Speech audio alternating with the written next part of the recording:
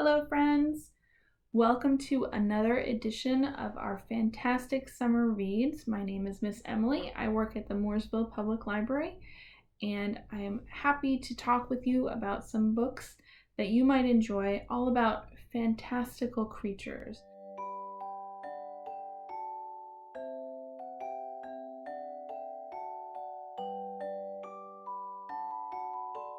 So welcome back. We are going to talk about books from picture books all the way up through teen fiction. So if you have a specific age group that you're looking for, there'll be in the description little timestamps that you can click on to go straight to what you're looking for.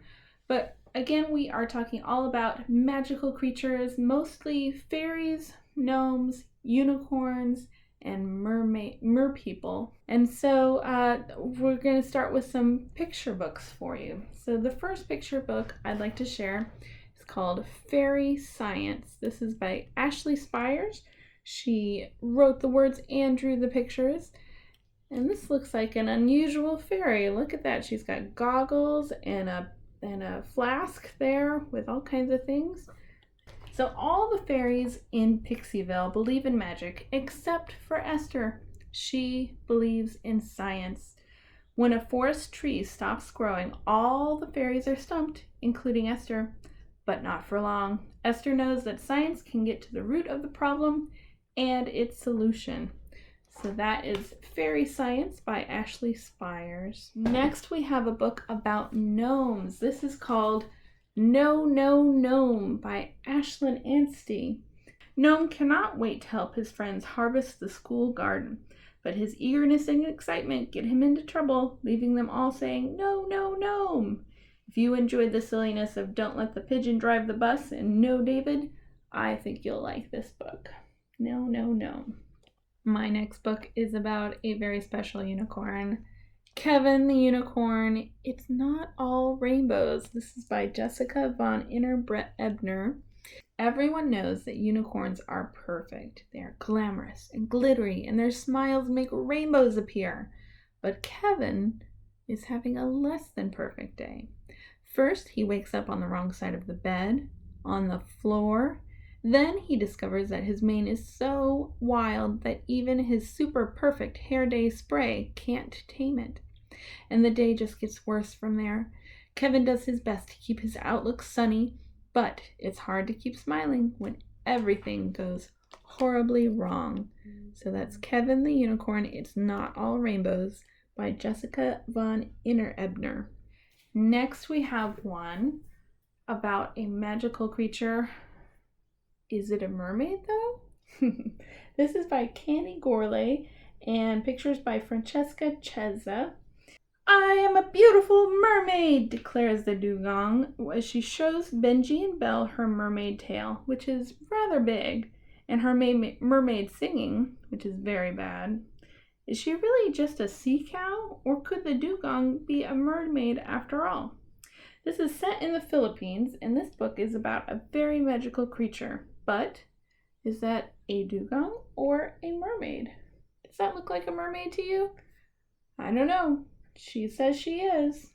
So moving on to some chapter books. This first one is about a unicorn. This is The Prophecy by Hilary Bell. 14-year-old Prince Perrin is teased for loving books more than swords. But Perrin's books are his best weapons to stop the dragon that is destroying his kingdom, and his one hope of earning his father's respect. When he unearths a prophecy on how to kill the dragon, Perrin sets out to find the 3 things needed to make it come true: a unicorn, a true bard, and a special sword. But as everyone knows, the only thing more absurd than pursuing a prophecy is believing that any of these legends might still be found. What about another mermaid book? This is Lily and Finn, A Mermaid's Tale by Cornelia Funke. Lily and Finn are merpups. They're mermaid kids who love to play and explore the caves outside the mermaid city.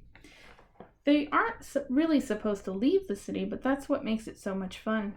Surely all those stories about 2 legs, humans, and sea monsters are just made up to scare young merpups. Little do they know, A real live human couple is on the hunt for a mermaid to add to their collection of rare sea creatures. If two legs exist, what about sea monsters? So this one is a shorter chapter book. This is a good one for kids who are just starting to read, and it's got some illustrations in it, which I love. Okay, we've talked about magical creatures who are friendly, but what about some scary ones? This is Goosebumps' Most Wanted, Planet of the Lawn Gnomes by R.L. Stine. Jay Gardner is a mischievous kid who can't stay out of trouble. Unfortunately, Jay gets in so much trouble his family is forced to move, but there's something odd about Jay's new town. Why does everyone have lawn gnomes in front of their homes? And why is everyone afraid to go outside at night? Jay is about to learn that mischief can lead to terror. That is Planet of the Lawn Gnomes. If you like shivery books, that's going to be a good one for you. Another book about fairies that are unexpected is the dreadful fairy book, told by a narrator called Quentin Q. Quacksworth, and John Eder is the actual author.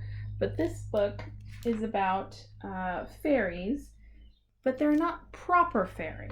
Some who are supposed to be nasty are disappointingly nice, while some who should be kind and helpful are surly, dishonest, and generally unpleasant. Our heroine is the worst offender, a sprite more interested in books than carefree games, who insists on being called Shade. She's on a quest to find a place to call home, a place of companionship, comfort, and most importantly, positively filled with books. This is a dreadful fairy book. The narrator thinks that fairies should be a certain way, but they have other ideas. So those are our chapter books for kids. What about graphic novels, if you like those? I have one that's a really short graphic novel that's really cute called Ogres Awake. And in this one, this is by James Sturm, Andrew Arnold, and Alexis Frederick Frost. In this book, a knight and her horse, Edward, have made a startling discovery. There are 3 huge ogres asleep at her doorstep.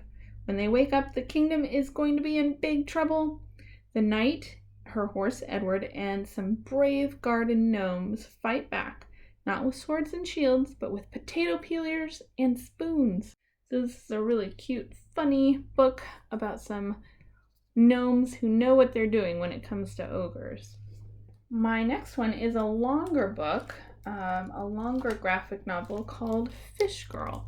And this is by David Weisner, who does a lot of picture books, a lot of really great illustrated picture books, and Donna Jo Napoli, who's done a lot of titles about retold fairy tales. So this is a perfect book for the two of them.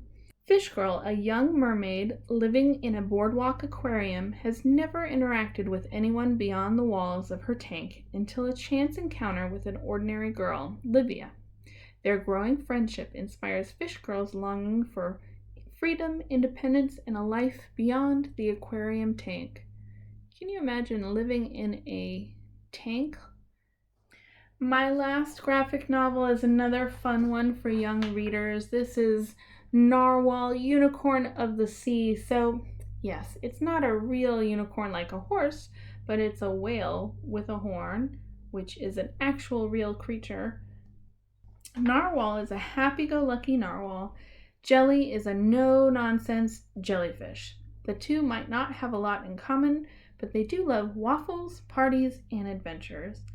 You can join them as they discover the whole wide ocean together. It's a very silly early graphic novel series, and it has 3 different stories in it, and there are several books in this series. So if you like them, you can read some more.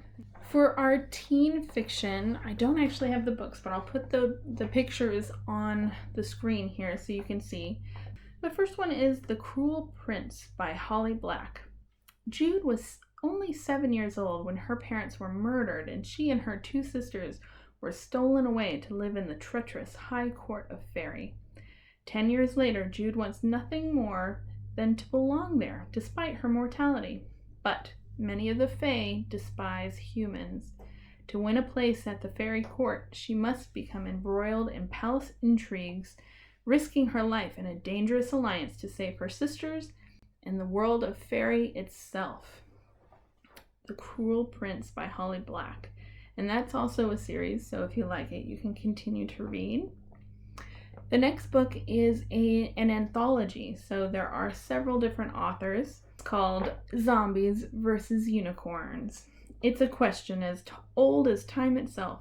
Which is better, the zombie or the unicorn? Discover how unicorns use their powers for evil, why zombies aren't always the enemy, and much more in this very creative laugh out loud collection that will have everyone asking, are you team zombie or team unicorn? My last one for teens is a brand new book. It just came out. It's called A Song Below Water by Bethany C. Morrow. So Tavia is already at odds with the world, forced to keep her siren identity under wraps in a society that wants to keep her kind under lock and key. Never mind, she's also stuck in Portland, Oregon, a city with only a handful of black folk and even fewer of those with magical powers. But everything changes in the aftermath of a siren murder trial that rocks the nations. No secret seems safe anymore. Soon, Portland won't be either. A Song Below Water by Bethany C. Morrow. So those are all of our fiction titles for right now. I do have some nonfiction titles, and sometimes we think of nonfiction as true stories, but it's really informational books. So the ones that I have for you today are a series, Creatures of Fantasy. There's a unicorn one and a mermaid one. And they tell all about the mythical and historical backgrounds of unicorns and mermaids. And so they talk about things like winged horses, such as Pegasus, the Kardakan of India, the Tibetan wind horse, sirens, shapeshifters, tritons, the Rascalia. So these creatures that are similar but have different roots in different cultures. It tells you all about the different myths that go behind it. You can also read, I have two books on the same topic. One is kind of a larger format, more of a picture book, and this one is more of a chapter book, and they're both nonfiction. In 1917, in Cottingley, England, a girl named Elsie took a picture of her younger cousin Frances. Also in the photo was a group of fairies that the girls insisted were real. That photograph and the ones that followed came to be widely believed as evidence of real fairies. But it was not until 1983 that the girls, then late in life, confessed that the Cottingley fairies were a hoax. So there's two books about that interesting story about these girls who took a photo that had fairies in it, but it was a hoax. So Fairy Spell, How Two Girls Convinced the World That Fairies Are Real. This is by Mark Tyler Nobleman and illustrated by Eliza Wheeler. Or you can take a longer take on the same story in The Fairy Ring, or Elsie and Frances Fool the World, A True Story by Mary Lozier. So if you are interested in that story, there are two different books that might be of interest to you. So I hope you enjoyed our book talk today. If you go to the library or go to our website, you can find our full sheet of book suggestions all about magical creatures, fairies, gnomes, unicorns, mermaids, all kinds of creatures like that. And there are more that I didn't even talk about today. So happy reading. Have a great summer. We'll see you next week.